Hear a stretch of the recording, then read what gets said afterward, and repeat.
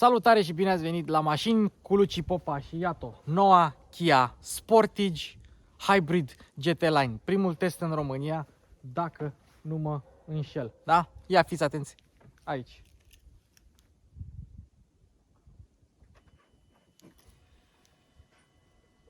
Remote Smart Park Assist.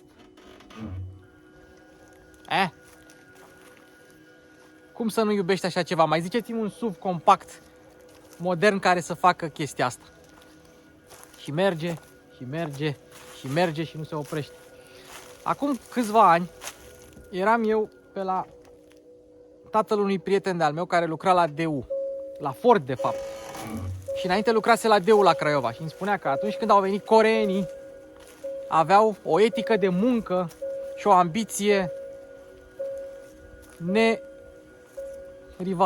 nerivalizată, cum ai putea să spun. Ei, și mi-a spus, mi-e greu să trebuie să fiu atent și la mașină. Și s-a închis acum, pentru că dacă dai o dată în față și o dată în spate, se închide. Și mi-a zis în felul următor, că ei aveau o ambiție, erau nebuni, erau dați naibii coreenii ăștia. Hai, like, share, subscribe pentru noua Kia Sportage.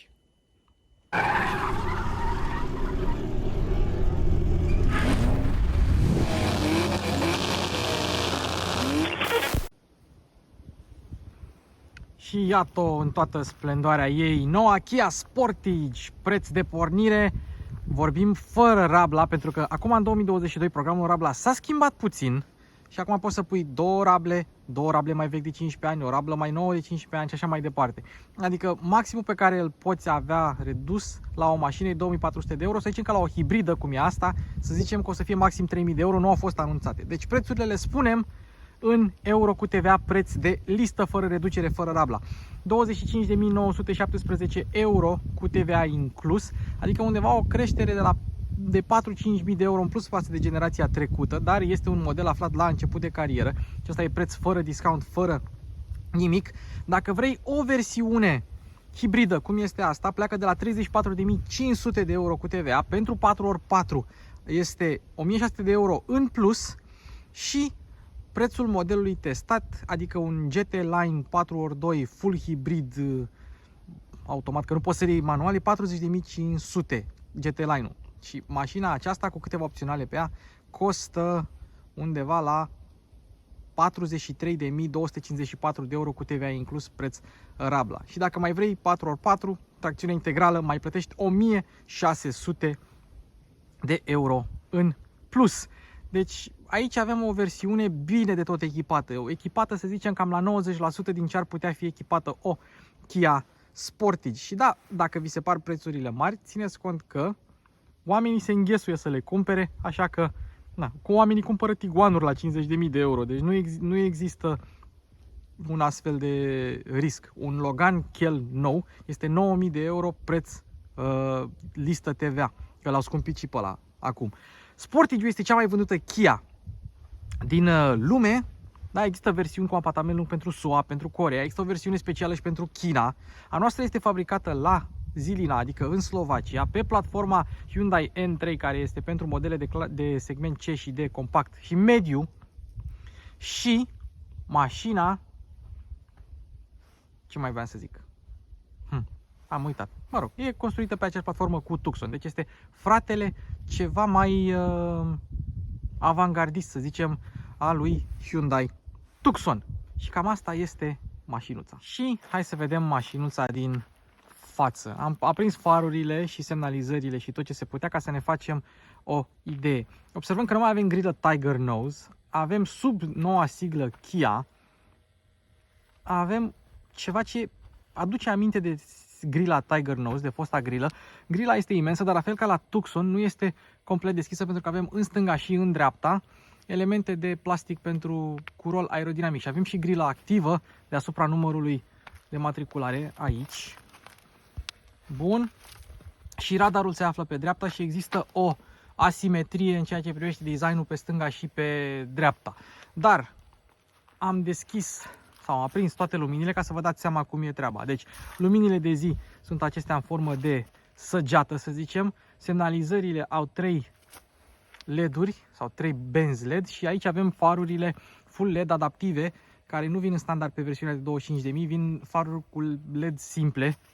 Deci aici avem LED-urile adaptive și jos avem proiectoarele de ceață cu LED la noua Kia Sportage. Dacă tot suntem la capitolul design și lumini, hai să luăm și luminile din oglinzi. Oglinzile care seamănă cu cele de pe noua Kia electrică EV6.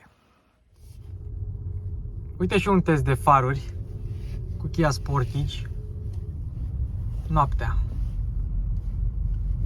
Cam așa luminează pe fază lungă, cam așa pe fază scurtă.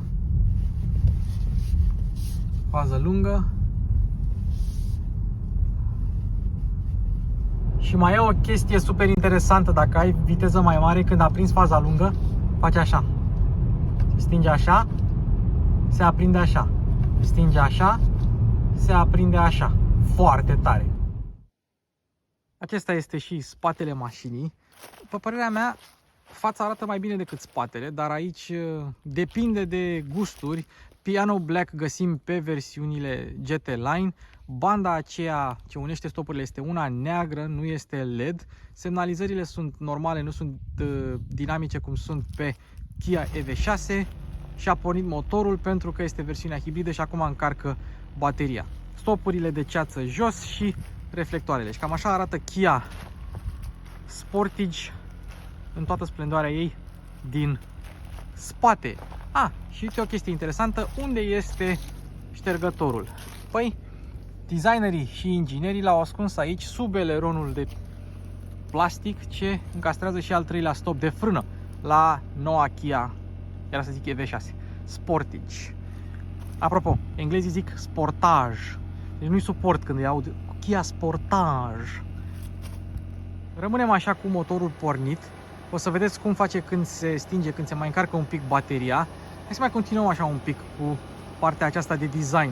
Deci avem jantele de 18 inch, avem o grămadă de tipuri de jante în funcție de versiunile de echipare. Acestea sunt unele de 18 inch cu anvelope 235 55 18. Am avut eu Honda CR-V la test și aia avea 235 60 pe 18, erau ceva mai putucănoase. Piano Black, Piano Black, Piano Black, Piano Black peste tot. Și un detaliu interesant: la versiunile cu ampatament scurt de 4,51 metri, cele de China, de Coreea și de America sunt mai lungi cu 15 cm, acele au un al treilea geam în montant. Aici avem al treilea geam montat în ușă, după cum se poate vedea. McPherson pe față, independentă pe spate. În ceea ce privește trenul de rulare, și pentru prima dată avem, și o să vă arăt, suspensie adaptivă controlată electronic pe noua Kia Sportage. Am avut EV6-le foarte mult timp în minte și mi-a rămas. Bun, avem tot felul de artificii de design pe aici, în zona din spate, ca să mai mascheze un pic din masivitatea montantului, inclusiv eleronul acesta cu Piano Black. Și hai să vă mai arăt și o chestie. Bine, motorul e pornit, dar dacă apeși pe buton când motorul e pornit și ai cheia în buzunar, ei bine, atunci mașina bipă. Te apropii de mașină, te apropii ușor, ușor de mașină și oglinzile se deschid ca să-ți confirme că au recunoscut cheia. Apoi mergem la ușă, deschidem din buton și observăm că ușile acoperă pragurile ca să nu te murdărești. Și așa sună o mașină făcută la Zilina, la rudele noastre slovace. Bine, rudele. Bun. Deci cam așa se aude. În spate se aude cam la fel. Și avem bare longitudinale pe plafon și acea antenuță de pe care nu au scos label-ul. Probabil n-a ajuns nimeni până acolo. Știți ce mai îmi place mie la Kia Sportage? 1, pentru că poți avea o grămadă de culori frumoase. Verde broscoi, albastru nu știu de care, portocaliu. O poți personaliza și să nu fie albă, gri sau neagră sau roșie, cum se întâmplă la majoritatea modelelor. Kia a ales și alege culori mișto pentru modelele sale. Și mai e un lucru interesant: la această versiune, la GT Line, luneta este și dezaburită dar și încălzită. A dat soarele! Bun, deci mașina măsoară, după cum am spus, 4 metri 515 mm. Înălțimea este 1,64 și jumătate și lățimea este de 1,86 m. Garda la sol 170 de mm, de 17 cm. Dar nu am, din păcate, ruleta să vedem bordurile, cât de înalte le poți avea. Eu am stins farurile, dar au rămas proiectoarele de ceață aprinse. O să le și sting. Rezervorul 52 de litri, ceea ce înseamnă că dacă scoți, o să vedeți cât autonomie am. Eu am peste 700 de km autonomie cu rezervorul plin. Masa la gol 1682 de kg pentru versiunea aceasta hibridă 4x2. Dacă vrei 4x4 mai adaugi încă 66 de kg. Versiunea plug-in hybrid care o să apară ulterior va mai adăuga și ea puțin la greutate. Și cam atât cu dimensiunile. Cred că e momentul să mergem la portbagaj, să vedem și acolo niște detalii drăguțe. Kia nu este singurul producător, am mai văzut la SsangYong acest lucru, dar vii cu bagaje la portbagaj și mașina începe să bipăie. Dar dacă te depărtezi, nu mai bipăie, trebuie să stai cu cheia lângă mașină, lângă portbagaj, în zona aceasta. Și s-a deschis portbagajul. Trebuie spus că această funcție poate fi dezactivată. De exemplu, dacă ești la spălătorie și speli mașina și te învârți cu cheia în jurul mașinii, se deschide portbagajul singur. Deci această funcție se dezactivează. La fel cum poți dezactiva și acționarea electrică a haionului și tu să-l deschizi manual. Dacă, să zicem, te apropii de un perete sau ceva și nu trebuie să-l deschizi de tot sau de ceva înalt. Mai mult poți seta și înălțimea la care să se deschidă portbagajul, toate din sistemul de infotainment. Dar e bine că poți să-l dezactivezi, să-l deschizi manual exact cât vrei tu. Am uitat să zic de pseudodifuzorul acesta din spate pe versiunea GT Line și cam acesta este portbagajul. Portbagaj care, după cum vedem, are priză de 12V, luminițe și aici mai avem și subwooferul pentru sistemul de sonorizare Harman Kardon opțional. Avem un paravan și observăm că bancheta este montată în unghi. Asta pentru că avem banchetă cu spătar reglabil. Asta avea și vechea generație. Bun, hai să trecem repede în revistă podeaua falsă. Poți avea pe versiunea hibridă, de fapt pe toate poți avea roată de rezervă de dimensiuni reduse opțională care costă 77 de euro. Mașina asta nu are optată. Versiunea plug-in hybrid nu poate avea acest lucru, iar această podea falsă se poate scoate și monta mai jos dacă ai nevoie de mai mult spațiu.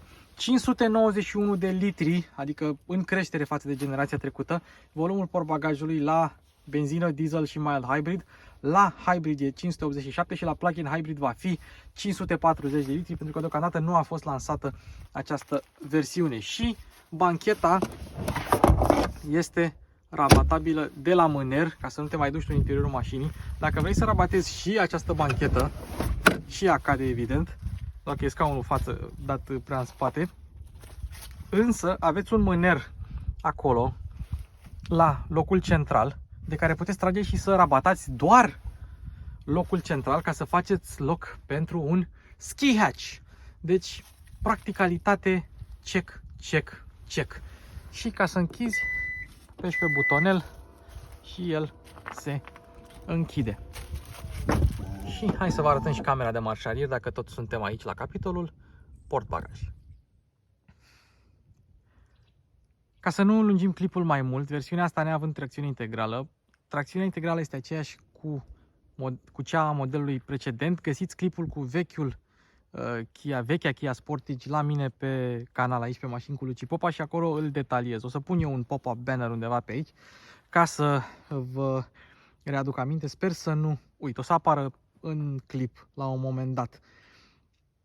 Ce mai trebuie spus este că versiunea asta hibridă are și un cruise control adaptiv augmentat de navigație. Practic mergi cu o viteză, navigația știe că urmează un viraj, mașina va frâna singură să vă pregătească pentru acel viraj și versiunile hybrid și plug-in hybrid vor avea sau au un sistem e-handling, adică un fel de torque vectoring din acesta electronic, cred că e prin frânare, mai mult ca sigur e prin frânare că motorul electric e în cutia de viteze. Deci, cred că acest lucru a fost făcut pentru că mașina e mai grea și ai nevoie de mai multă manevrabilitate, mai mult ai și un pic mai mult cuplu de care să te folosești.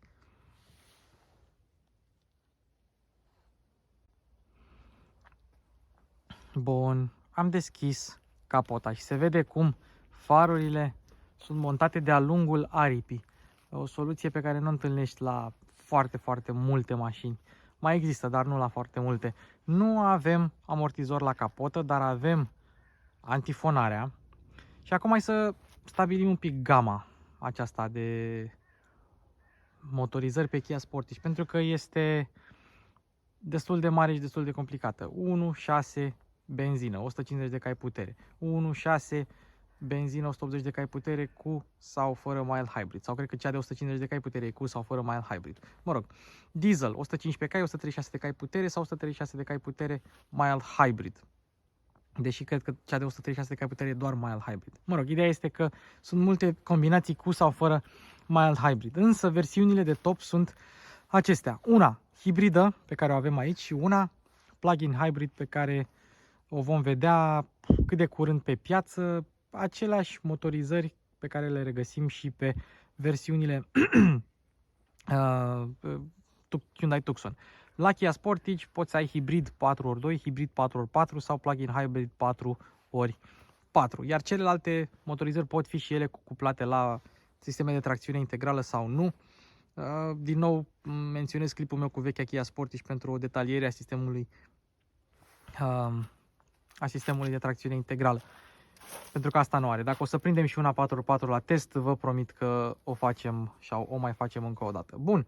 Avem aici Smart Stream G de 1.6, care a înlocuit 1.6 Gamma, tot din aceeași familie, fostul TGDI, dar i-au schimbat chiulasa, au mai îmbunătățit puțin, alezaj 75 cu cursă 89, raport de compresie 10.5 și este primul motor care folosește tehnologia, motor de producție care folosește tehnologia CVVD, adică Continuously Variable Valve Duration, care îi permite să-și mențină sau să știe independent cât să lase supapele de admisie deschise și astfel Hyundai și Kia, de fapt grupul Hyundai-Kia, declară 4% putere în plus, declară 12% consum mai mic și, evident, emisii mult mai scăzute. Cam așa este. 180 de cai putere are acest motor. 180 de cai putere, 265 Nm, dar îl ajută un motor electric de 60 de cai putere. Și cât are cuplu? 264, adică cu un Nm mai puțin decât motorul pe benzină. Deci puterea e între 1600 și 2000 și, ca să țineți minte, cuplu este între 0 și 100 și 1600 de rotații pe minut. Deci nu avem cuplu și putere la motor electric suprapuse, la fel ca la un motor termic. Mai avem și o baterie de 1,49 litiu-ion polimer, care 1,49 kWh, în care mașina își depozitează curentul pe care îl înmagazinează din frânare sau de la motorul termic. Puterea totală este de 230 de cai putere, cuplu maxim 350 Nm, dar ceea ce nu spun mulți este că mașina mai are și un starter generator de 48 de volți care îi permite să aibă un răspuns la pedală și mai bun. Adică e și mild hybrid, e și full hybrid dacă stai să o gândești așa logic. Deci, performanțe 8 secunde până la 100 și viteza maximă, jur că am uitat-o. Nu știu care e viteza maximă, o găsiți pe internet, nu mi-aduc aminte, oricum peste 200 de km pe oră. Cutia de viteză este automată cu 6 rapoarte și cu motorul electric castrat în ea. Nu s-a ales cutia cu dublu ambreiaj pe care o regăsim, cu 7 trepte pe care o regăsim pe versiunile mild hybrid și evident nu există manuală. Dar e bine de știut că pe Kia Sportage găsești mai multe tipuri de motoare. Și mai are o funcție, un buton pe care o să vi-l arăt, are un buton se numește 12V Battery Reset. Dacă îți moare bateria de 12V, nu poți să pornești mașina. Apeși pe butonul de reset și dă niște curent din bateria mare de 270 de volți, îi dă curent la aia mică de 12 volți. Deși cred că îi dă deși e posibil să-i dea și de la sistemul de 47 de volți, nu știu de unde îi dă. Ideea e, eu cred că îi dă totuși de la bateria mare, adică aia de 1,49 de kWh. Deci e foarte mișto, practic ai un redresor în mașină mereu și asta este un alt avantaj în a avea un model full hybrid. Și rapid, înainte să trecem la interior și la condus, trebuie spus că mașina vine cu 7 ani garanție, 150.000 de kilometri, 7 ani hărți gratuite, dacă folosește cineva hărțile din navigația mașinii, pentru că toată lumea folosește Apple CarPlay, Android Auto. Nu a fost testată la Euro NCAP, dar o să primească 5 stele, nu există niciun dubiu. Are o grămadă de sisteme de asistență și e destul de solid făcută. Și nu a fost testată nici la testul anului, dar probabil că se va descurca bine. Nu avem de unde să știm, așteptăm să vedem cum va fi testată. Ea se conduce bine, o să vedeți la proba de condus. Bun. Și acum hai să începem cu scaunele, care la această versiune sunt electrice. Ai mai multe combinații de scaune punct, scaune electrice, scaune cu tapiserie textilă, scaune cu tapiserie din piele și la GT Line ai această combinație de piele, ei zic piele întoarsă, cu microfibră și material sau material textil. Poți să ai microfibră pe centru și piele pe lateral. Dar ce mai vreau să mai punctez la aceste scaune, au un suport lateral foarte pronunțat. Sunt niște scaune foarte bune din punctul ăsta de vedere, un pic ferme, dar și confortabile și cu susținere laterală destul de ok. Avem aici reglajele pentru scaunele și aici avem memoriile pentru scaune, două memorii. Ca idee, să ai scaunul, să ai pachetul ăsta GT Line Premium, îi zice, cu scaun electric și memorie și alte câteva 2-3 opțiuni, vreo 387 de euro, adică nu e deloc mult. Merită, dacă este să mă întreb pe mine. Scaunele sunt un factor destul de important la o mașină nouă. Ăsta e un test pe care am zis că îl fac la mai multe mașini, dar am tot uitat, că unele chestii nu mi-am uitat încă în reflex. Din cheie, să vedem, se deschid ușile, geamurile, pardon, se deschidă doar cele față, nu și cele spate. Și de închis. Așa. Mai apăsăm o dată pe încuiere. Apăsăm pe butonul de hold de pe cheie. Și acum Smart Park. N-ai cum să te saturi de chestia asta, efectiv, n-ai cum. O pun în clip, lungesc clipul doar de dragul de a arăta chestia asta. Come on, baby. Hai că poți. Aha. Trebuia cheia mai apropiată. Da, a ieșit din raza de acțiune a cheii. Gata, am înțeles.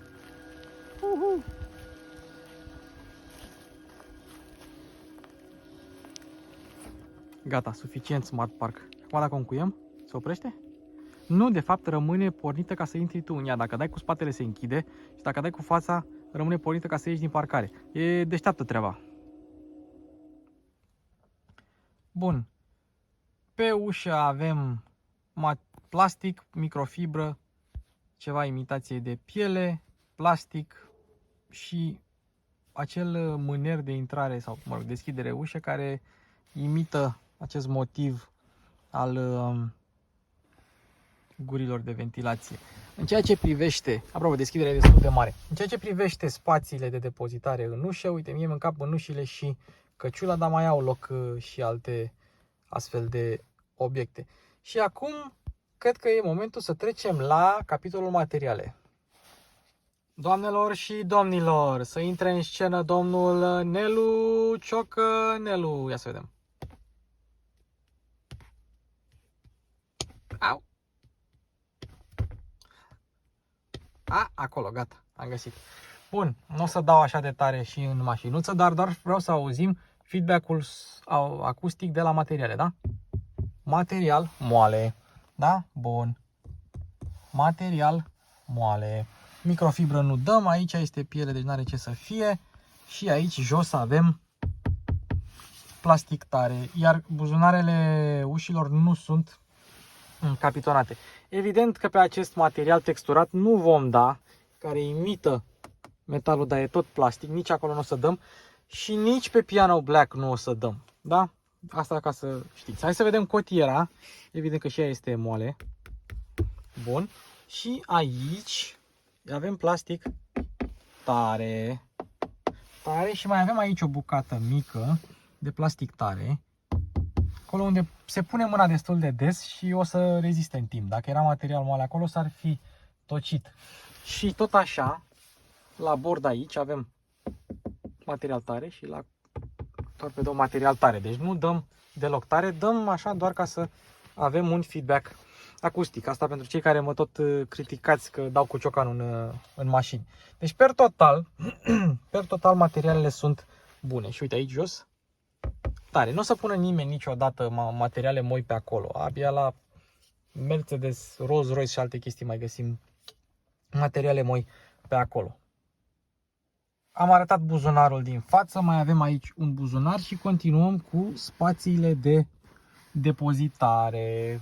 Avem aici pe consolă un spațiu de depozitare care ascunde, dacă ai versiunile Business Line sau GT Line, wireless charging. Pe versiunea Style nu cred că vine. Și avem așa, una bucată prize 12V, un USB pentru conectivitatea telefonurile Apple CarPlay și Android Auto și un USB-C pentru încărcare. Și o să mai arăt ceva drăguț în spate. Tot la capitolul spații de depozitare avem aici o doză de cola, pentru că eu pe YouTube-ul meu pot să fac ce vreau și dacă vrea Coca-Cola să mă sponsorizeze, cu atât mai bine.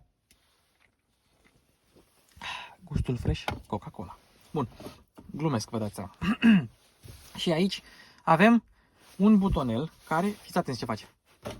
Îți întoarce doza, pentru că are acest sistem pentru pahare sau doze sau sticle ceva mai mici.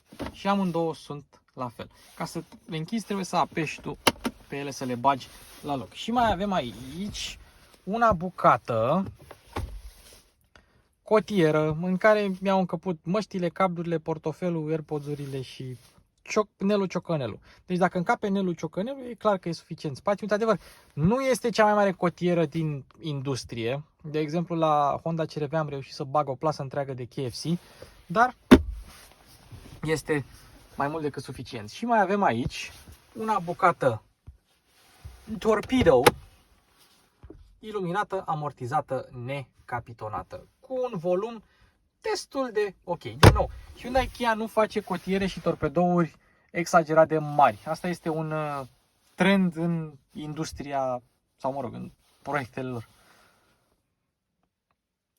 Repede, repejor, avem oglinzi, geamuri, totul ergonomic bine. Frâna de parcare e pusă într-un loc destul de ciudățel, trebuie să te obișnuiești. Dar bine, dacă îți cumperi mașina, o înveți. ESP off, auto hold, de fapt nu auto hold. Holdul pentru portbagajul acționabil electric și acel buton pentru 12V battery reset. Și aici mai avem, da, e panoul de siguranță, numai un spațiu de depozitare în plus. Așa, volanul. Acesta este volanul sport de pe GT Line. Celelalte volane nu arată așa. Butoanele sunt amplasate la fel cum sunt amplasate la Hyundai și Kia de ceva timp încoace. Foarte ușor de ținut minte. O singură obiecțiune am. Da? La unele modele Hyundai Kia avem computerul de bord pe partea asta. Și eu sunt obișnuit așa de la Hyundai Kona. Ceea ce înseamnă că dacă vreau să mut display-ul computerului de bord, o fac din stânga. Problema este că în stânga săgețile acestea sunt pentru melodie. Și dacă dai în sus sau în jos, mai ales în sus dacă dai și asculti un podcast de 3 ore și ești pe la ora oriunde, nu contează pe la ce minut ești, ei bine, atunci o ia de la capăt, trebuie să stai să cauți. Deci mare atenție până vă obișnuiți, pentru că eu sunt obișnuit să dau și de 2 ori am ascultat un podcast cu Micuțu. Fiecare dată când testez o Kia, ascult pe Micuțu. Și uite că mi s-a resetat podcastul de 2 ori. În rest, nicio obiecțiune cu privire la ergonomie. Volanul se simte bine, este teșit jos, volanul de GT Line, 37 de mm diametru și am uitat să vă spun, portbagajul are o lățime de 1 metru și o adâncime de 85 de centimetri. Am uitat să spun asta, îmi pare rău. Deci, țineți minte acest lucru. Bun, apoi trecem la chestia asta, care este un ecran ce nu vine în standard la Kia Sportage, nici la EV6 nu vine în standard și nici la Kia Niro nu o să vină în standard. Ce avem aici? Avem comenzile climatizării, da?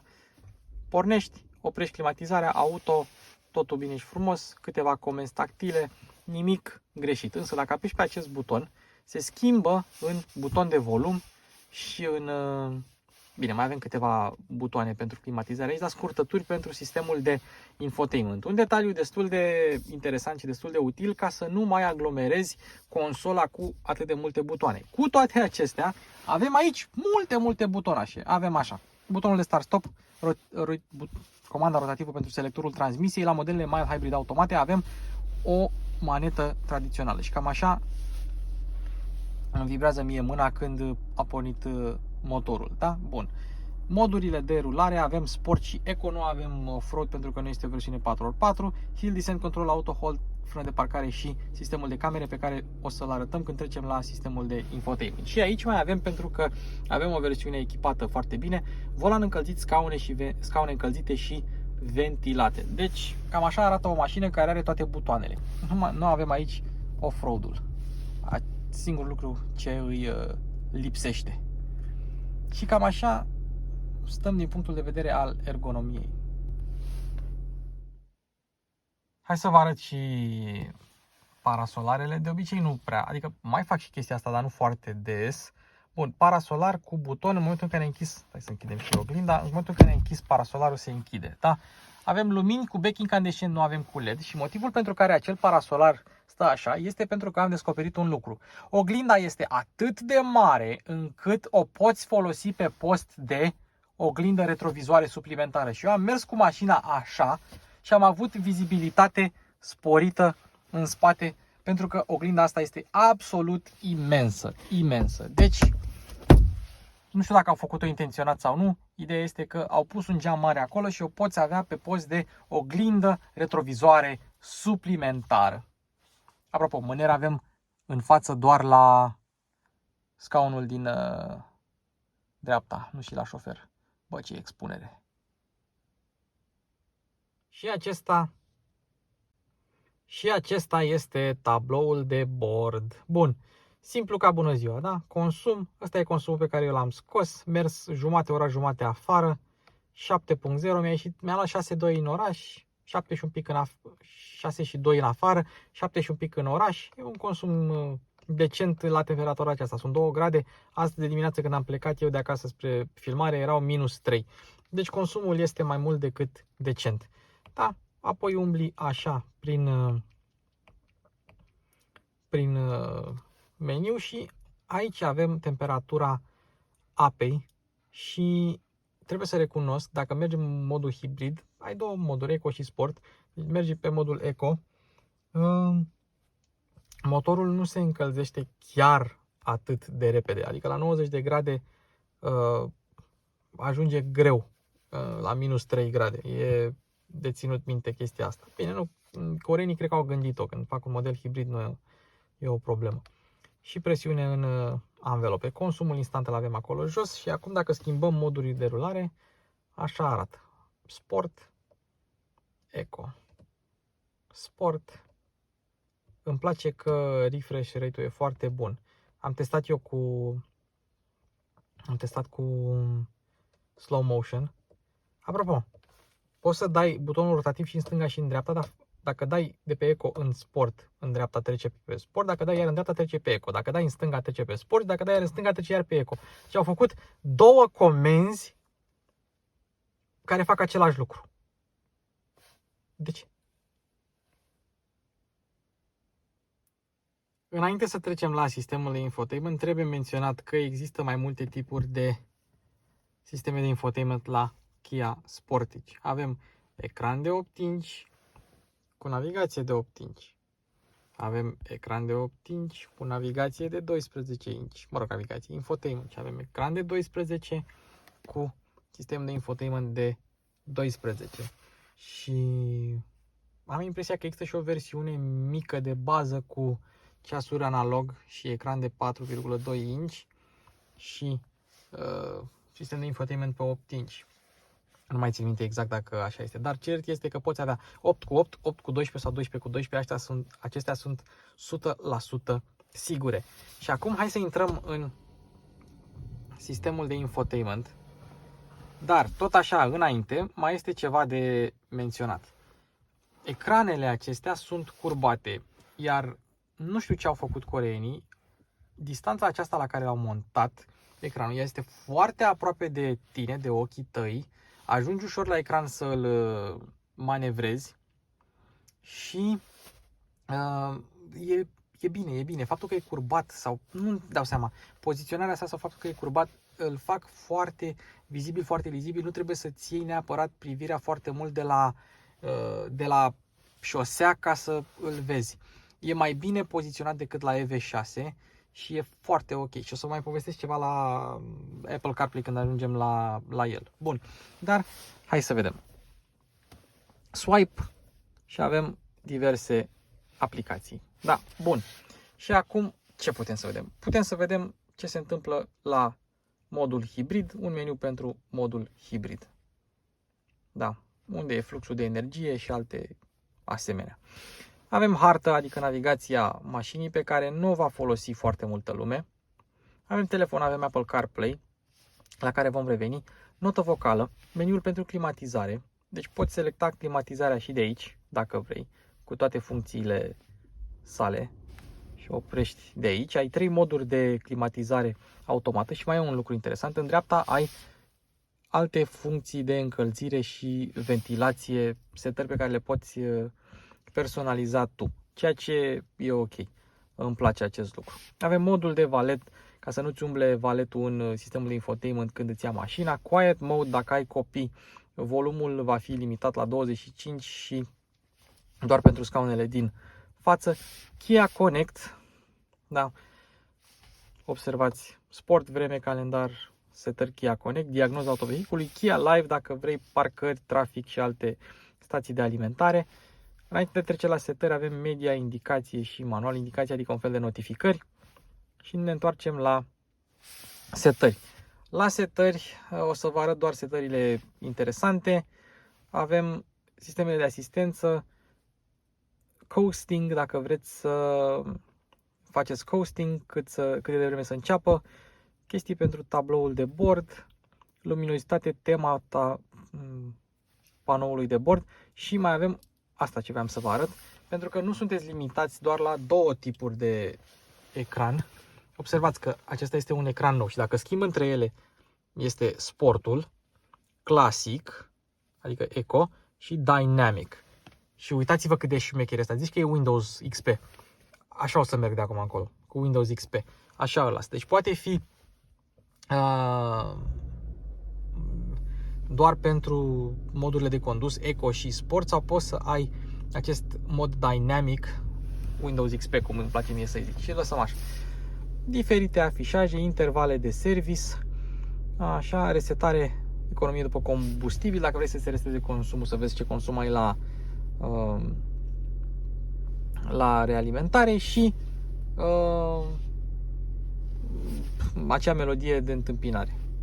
Setări pentru climatizare, dacă mai vrei, setări pentru scaun, încălzire, ventilație, easy access. Așa, setări pentru lumini ambientale, faruri și e o chestie. La EV6 puteai să... uite un Sorento în meniu, ce tare. Au luat meniul de la Sorento. Era o chestie la faruri.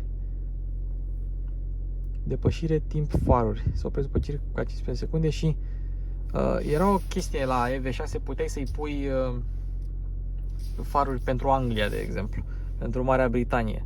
Doar că în Marea Britanie noua Kia Sportage nu o să aibă suspensia adaptivă controlată electronic și încă o dotare, posibil să aibă legătură ceva cu farurile și cu software-ul. Bun.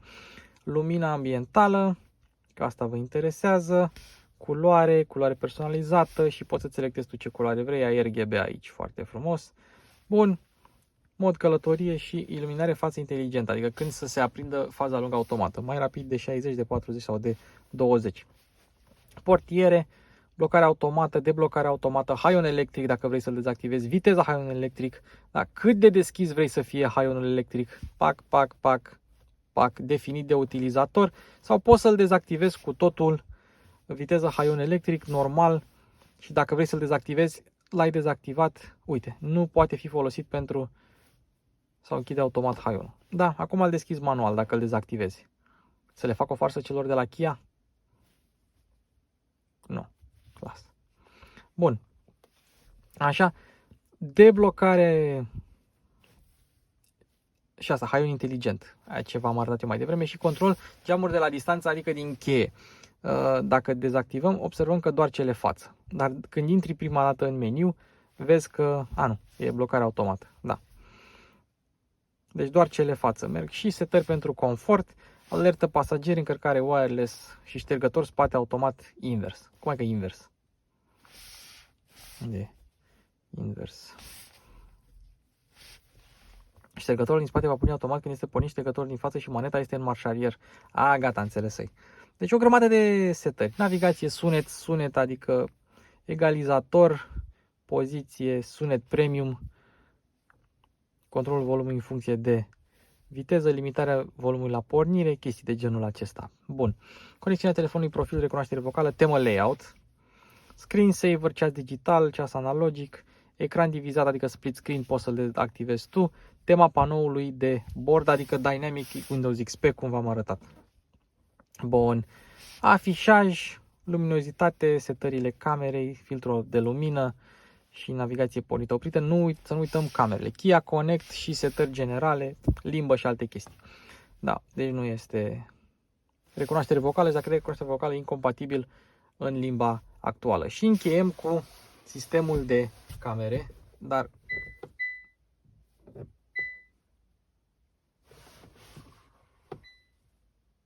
este una aplicată. Aha. Mi s-a dereglat scaunul. Începem cu camerele. Apăsați butonul pentru a afișa vizualizarea camerei sau apăsați țineața pentru sistemul de asistență la parcare. Dacă are și parcare automată, dacă prindem o parcare automată undeva, vă o arăt. Bun. Camerele, da, 360, camere de spate mai așa și mai ai așa. Bun. Și nu uitați că dacă semnalizați, va apare și aici. Asta mi se pare o dotare genială pe care ar trebui să aibă toate mașinile. Bun. Cum era să uit eu de semnalizare. Și mai avem și camere 360 de grade. Foarte simplu. Foarte mișto. Cu alte jante, alea mai mari. Bun. Camerele 360 de grade și diferite setări pentru camere. Deci, camerele sunt foarte bune, rezoluția e bună. Și încheiem cu Apple CarPlay. Full screen, răspunde bine și dacă intri în Waze, hai să vă arăt o chestie și selectezi, nu știu, o destinație, indicatoarele o să apară foarte mari. Mai sunt sisteme de infotainment, cum ar fi cele de la Volkswagen, unde ai ecranul mare, doar că afișajele unde trebuie să o iei stânga-dreapta și alte lucruri sunt foarte, foarte mici. Așa că la Kia au ales această soluție să apară indicațiile ceva mai mari. Și sistemul audio Harman Kardon se aude bine. O să am un test de sistem de sonorizare pe canal versus alt sistem de sonorizare de la alt producător. Deci o să vedeți acolo toate lucrurile. Bun, hai la interior. Însă, un lucru înainte de toate. Vedeți acolo unde este plastic. E bine, la Hyundai Tucson e un fel de găurică și intră mizeria pe acolo, dar nu poți să o speli cu jetul pe acolo, trebuie să dai cu cârpa. Și la Kia pare să intre un pic de mizerie pe aici. Tot așa cu cârpa se va curăța. Deschiderea e ok sus, un pic mai strâmtă aici jos. Ușa se deschide destul de multicel. Avem același tip de mâner. Hai să vedem materialele. Tari în spate, moale, microfibră, nu mai dăm. Tare aici și tare aici. Iar în ceea ce privește spațiul de depozitare, după cum vedeți, are loc așa doar o sticluță. Nu sunt buzunare foarte, foarte măricele. Bun, dacă vrei să rabatezi bancheta, tragi. Ei, problema este că acum dacă eu vreau să deschid, să ridic la loc bancheta, nu am cum, trebuie să trag de acel mâner și nu am două mâini.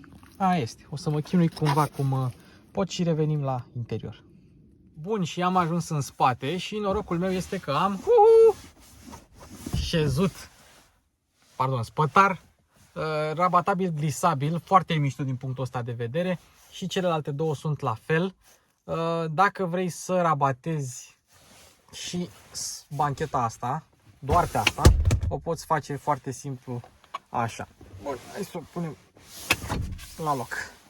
Dar nu poți regla șezutul la asta fără să reglezi șezutul și la aia. Deci, asta ca să știți. Totodată, ăsta este spațiul meu la cap. Eu am 1,64 și mai am atât spațiu la cap. Să zicem că dacă ai 1,85, ai loc și nu dai cu capul, din punctul de vedere al spațiului. Ia să vedem. Oglinzile coboară de tot. Nu avem impuls în spate. Așa. Și centurile sunt reglabile pe înălțime. Totodată avem mâner și cârlig aici și banchetă încălzită. Eu mi-am activat bancheta încălzită acum. Nu avem impuls, mă. Dar măcar poți să stai cu mâna pe geam deschis tot timpul. Mâna pe geam când e geamul deschis. Și cam așa avem, sau cam așa stăm cu spațiul la picioare. Eu mi-am dat scaunul față, este la maximum în spate și tot mai am, deci este la maximum. Mai mult de atât nu poți să-i dai, deci mai am atât și vă dați seama că dacă stă cineva care nu e chiar de 2 metri, ai mai mult loc la picioare. Avem aici o plasă, încă un cârlig, aici avem una bucată umeraș, sau mă rog, ori mâner de susținere, ori umeraș, ori cum vreți să-i spuneți, și prizele USB din spate sunt prinse în scaun și sunt USB-C. Modelele Kia Sportage de preproducție aveau USB-uri normale în spate. Ceea ce înseamnă că tu ai 3 USB-C-uri și o priză USB în spate, în habitaclul la Kia Sportage. Și mai avem aici climatizare pentru locurile din spate, dacă vrei acest lucru, și un mic spațiu de depozitare pentru niște dezinfectant, să zicem. Deci ai și spații destul de ok în spate. Îmi place cârligul ăsta, mor după el. Bun, n-am zis de banchetă cât de confortabilă este. Este destul de confortabilă, similar cu ceea ce oferea Kia pe vechiul Sportage. Șezutul este un pic mai lung decât mă așteptam, dar nu este foarte deranjant. Și evident avem ISOFIX-uri. Uite aici, frumos, ISOFIX-uri. Dacă vrei să stai în locul din mijloc, atunci tunelul median este un pic lat, nu foarte înalt, deci poți sta ok. Evident nu ai încălzire și pentru locul din mijloc. Și evident avem o cotieră cu suporturi de pahare. Și mașina asta e atât de nouă încât n-au luat label-urile nici de pe cheie, nici de pe antenă, nici de pe cotieră. Și aici în spate avem centura de siguranță pentru locul din mijloc, care bănuiesc eu, și cred că bănuiesc bine, nu a fost niciodată folosită. Și după aceea, dacă vrei să o depozitezi la loc,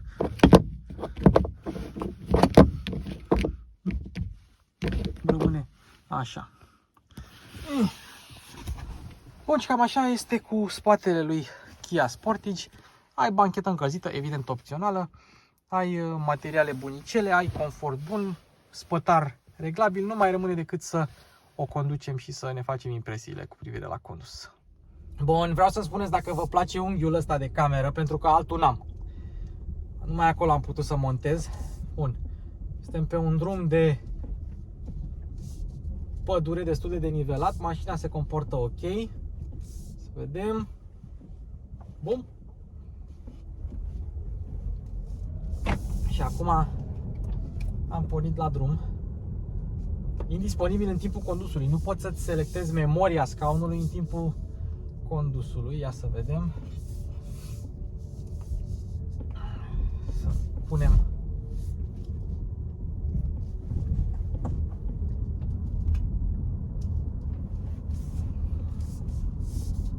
consumul, să vedem consumul. Și hai să începem cu poziția la volan. Poți să o ai destul de ridicată, cum am eu, poți să o ai destul de coborâtă, spațiu ai la cap suficient, vizibilitatea e bună, în față, în spate, faptul că n-ai al treilea geam acolo în spate, poate să fie, nu știu, poate părea montantul C destul de gros, dar te descurci, ai o oglindă suficientă și hai să vedem, hai să mergem. Pe total, în modelele Kia îmi găsesc poziția la volan destul de bine, nu am mari obiecțiuni cu privire la acest fapt. Repede, repejor, am făcut testul de antifonare. La 80 de km/h avem 61 de decibeli media, ceea ce înseamnă că este cu 4,1 decibeli mai silențioasă decât cealaltă mașină pe care am făcut acest test pe acest canal, adică Suzuki SX4 S-Cross, și acum voi face același test peste tot. Bun. Răspunsul la pedală pe modul Eco este foarte, foarte bun. Trebuie să apeși foarte puțin pe pedală ca să mergi. Mașina are 230 de cai putere, 350 Nm, pe care îi pune în valoare destul de eficient, destul de bine. Nu am nicio problemă cu acest lucru. Amortizarea la GT Line este controlată electronic. Bine, e o opțiune, dar este controlată electronic și este constantă, adică în funcție de stilul de condus, în funcție de denivelările de pe șosea, mașina își mai adaptează puțin amortizarea. Dacă trecem pe modul sport, pentru că acum urmează o porțiune virajată și se schimbă consumul de aici, din Windows XP, se schimbă consumul, putem să mergem mai bine pe viraje. Ce am observat și pe Eco și pe Sport, ai un pic de feedback în direcție, iar asistarea este făcută la fix, nici prea moale, nici prea tare. Pare că ești una cu drumul, cum s-ar spune. Deci dacă vrei să ieși din viraj, mașina te scoate fără probleme din viraj, adică are un răspuns destul de bunicel. Nu mai vorbim că în cazul unei depășiri pe modul sport, mașina este pe câinele. Hai să depășim un Duster. Vreți ea? Noul Duster. Kickdown. Un picuț de lag, dar se duce. Adică după aia se duce fără nicio problemă, fără nicio discuție. E foarte, foarte ușor să menții o viteză constantă cu mașina, pentru că mereu ai răspunsul ăla bun la pedală. Și accelerează mai mult decât suficient. Pentru că nu contează 0-100, o să facem și 0-100, dar contează și reprizele. Și la capitolul reprize mașina stă bine. Are tendința de a subvira, se simte că nu este o mașină ușoară și sport, dar se ține bine. Se ține bine. Are un pic de ruliu, mai puțin decât mă așteptam, dar per total poți să mergi bine cu mașina. Urmează un speed bump, care nu era aici, era un pic mai în spate. Hai să vedem cum amortizează. Destul de silențios. Am observat că ținuta de drum este puțin fermă. Un Tucson, de exemplu, e mai moale, e mai barcă, cu mai mult ruliu. Ai putea să-l numești mai confortabil. Asta e versiunea GT Line. Să vedem cum e o Kia Sportage normală. Și pe denivelările foarte, foarte scurte, adică alea, atunci se aude un pic mai mult un zgomot al amortizării și se simte tăria amortizoarelor. Așa pe un drum din acesta un pic denivelat este mai mult decât decent. Hai să întoarcem.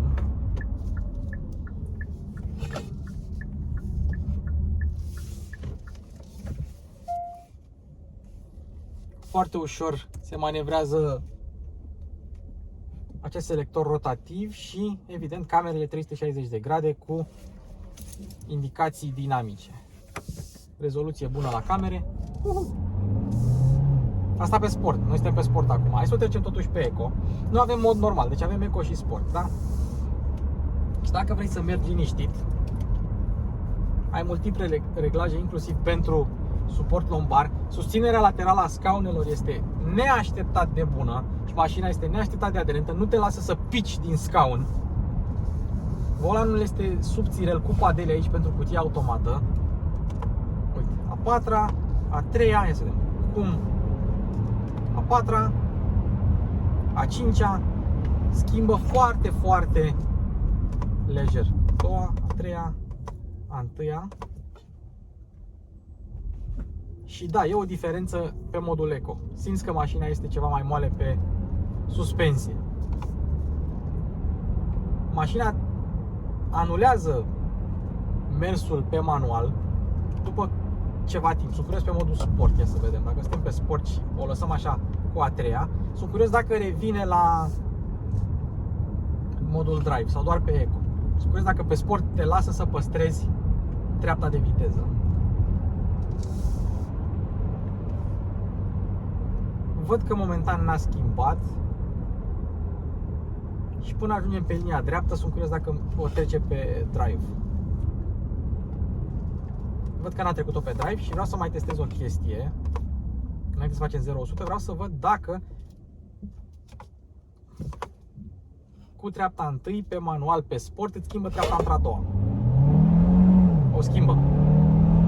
A treia, o schimbă. Deci nu te lasă pe tine, nu îți va intra în limitare, să zicem. Așa e foarte mișto, mașina foarte plăcută. Trecem pe eco. Într-adevăr, pe modul sport motorul își face simțită prezența, adică se aude destul de mult. Ia să facem, uităm așa un pic la temperatura motorului. A ajuns la 90 de grade, dar asta pentru că am mers cu motorul pornit mereu. O lăsăm pe eco, întoarcem înapoi la partea de consum. Să mergem un pic cu ea liniștit așa.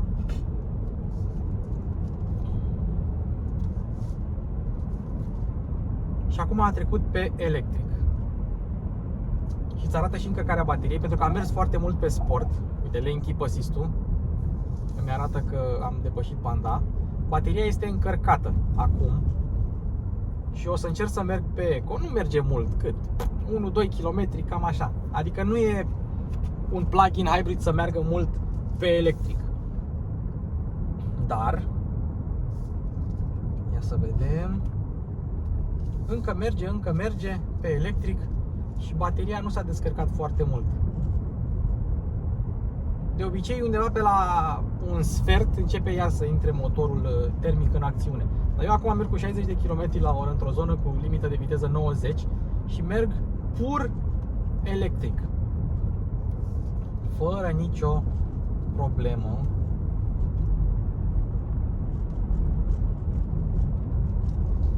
Și dacă îmi pun și tempomatul, să vedem, set pe 63. Acum chiar că mașina, uite, încă merge pe electric, Dacă ai bateria încărcată, poți să mergi lejer vreo 2 km. O surpriză plăcută este faptul că am mers 2 km pe electric și încă mai am peste jumătate de baterie. Deci probabil te poți duce în 3-4 km dacă ai bateria încărcată la maxim.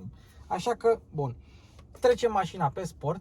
Nu a pornit încă motorul termic, apăs pe frână, apăs pe accelerație și nu pornește motorul termic, dar hai să facem un 0-100, da? Linie dreaptă, nu e nimeni în față, nu e nimeni în spate, e total pustiu, da? 3, 2, 1.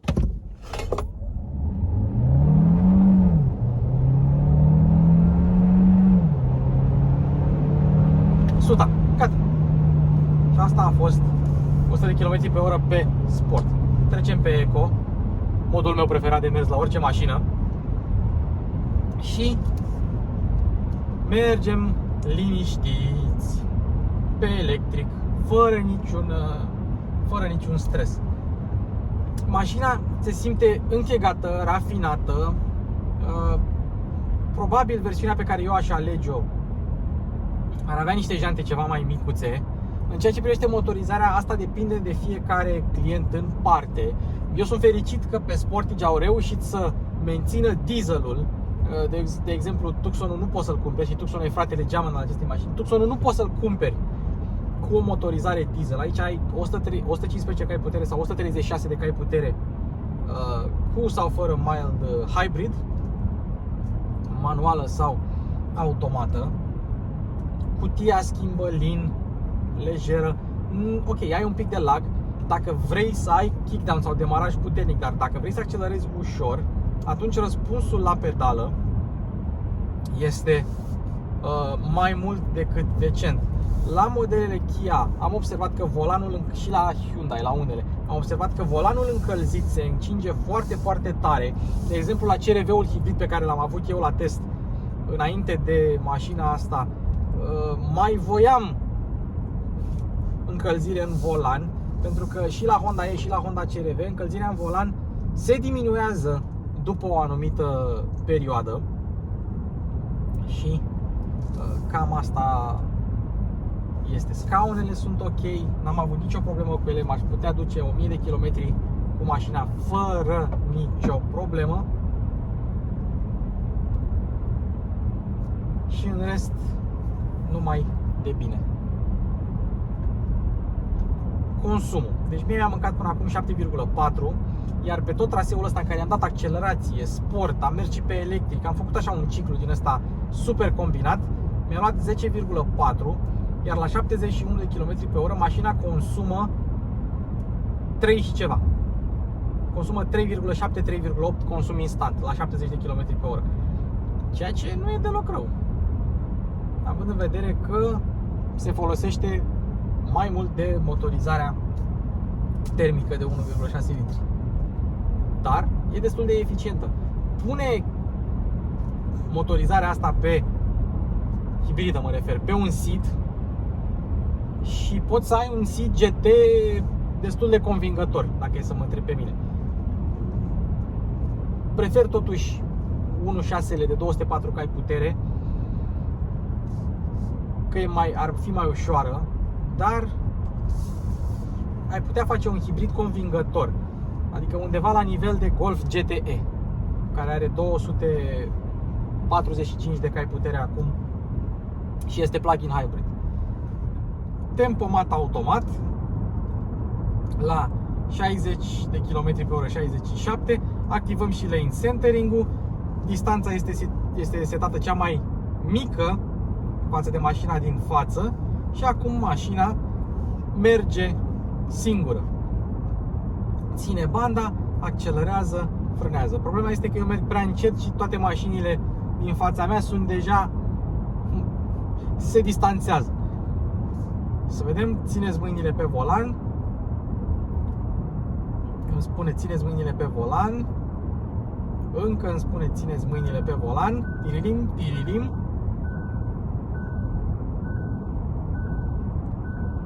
Așa. Vedem ce se întâmplă.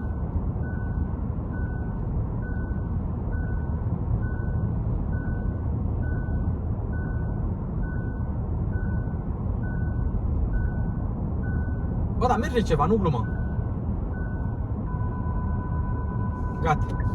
Și se dezactivează acest sistem. Și asta a fost. Avem semnalizarea aici frumos. Foarte mișto. Păcat că nu o poți avea mereu aprinsă.